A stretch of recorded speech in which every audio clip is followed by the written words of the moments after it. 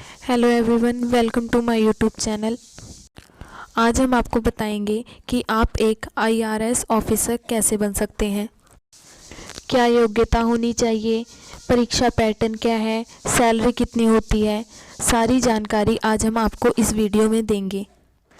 जैसा कि आप सब जानते हैं, आज के समय में बहुत से बच्चे हैं जो आईएएस, आईपीएस जैसी पोस्ट की तैयारी करने में लगे हुए हैं और इसमें आज बहुत कंपटीशन बढ़ चुका है। इन सब के अलावा भी और भी ऐसे सेक्टर हैं जिसमें आप अपना कैरियर बना सकते हैं। उन्हीं में से एक है आईआरएस ऑफिसर। आईआरएस की फुल फॉर्म है इंडियन रेवेन्यू सर्विसेज, भारतीय राजस्व सेवा। आईआरएस के दो ब्रांच होते हैं, first income tax, second custom and central excise. IRS officer मुख्य रूप से इनकम टैक्स और कस्टम डिपार्टमेंट के साथ जुड़े हुए होते हैं और कई आईआरएस अधिकारी अन्य एजेंसी और कस्टम डिपार्टमेंट के लिए भी नियुक्त किए जाते हैं। जो आईआरएस ऑफिसर होते हैं वे टैक्स पॉलिसी तैयार करने की सलाह देते हैं और इससे संबंधित नियम और नीति तैयार करने में महत्वपूर्ण भूमिका अदा करते हैं। आईआरएस ऑफिसर बनने के लिए एक उम्मीदवार को भारत का नागरिक होना चाहिए। आईआरएस अधिकारी बनने के लिए आपकी न्यूनतम शैक्षणिक योग्यता ग्रेजुएशन होनी चाहिए और इसके लिए आप किसी भी मान्यता प्राप्त विश्वविद्यालय से अपनी ग्रेजुएशन की डिग्री ले सकते हैं। अगर आप अपने ग्रेजुएशन के अंतिम वर्ष में हैं तब भी आप इस पोस्ट के लिए फॉर्म अप्लाई कर सकते हैं। आईआरएस ऑफिसर बनने के लिए जो आयु सीमा है वो जाति आरक्षण के अनुसार बदलती रहती है। फिर भी एक उम्मीदवार के लिए 21 वर्ष की न्यूनतम आयु सीमा होती है।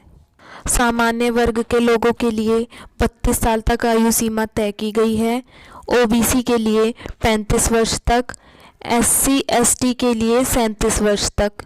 अब हम जानेंगे कि आईआरएस ऑफिसर का क्या काम होता है। आईआरएस अधिकारियों को कानून, प्रवर्तन और खुफिया एजेंसी जैसे central bureau of investigation, research and analysis wing, intelligence bureau आदि के लिए नियुक्त किया जाता है।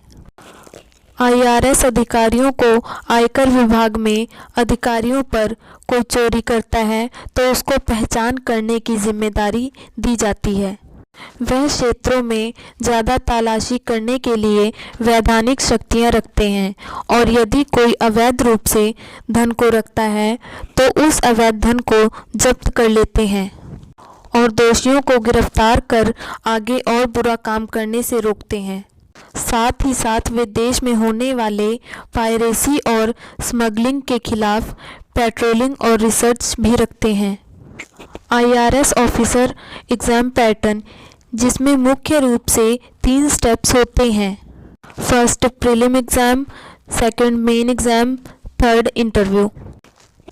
अब सवाल आता है कि आईआरएस ऑफिसर की सैलरी कितनी होती है। आईआरएस अधिकारी की जो सैलरी है वो ग्रेड पर अधिकारी है। जैसे आपका ग्रेड बढ़ता है वैसे आपकी सैलरी भी बढ़ती है। फिर भी भारत सरकार द्वारा इस पद पर चयनित होने वाले व्यक्ति का वेतन 90,000 रुपये प्रति माह दिया जाता है। धन्यवाद।